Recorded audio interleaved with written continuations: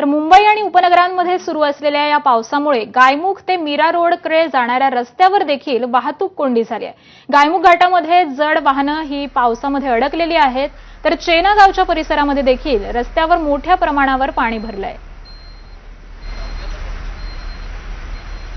Mira road परिसरातील ही दृश्य आहेत। जड वाहनं ही रस्त्यावर आता अडकून पडलेली आहेत। अनेक सखल भागांमध्ये पाणी साचण्यास सुरुवात झालेली आहे।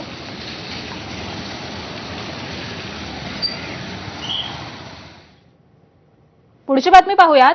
ठाण्याला देखील सकाळपासून पावसाचा फटका बसलाय।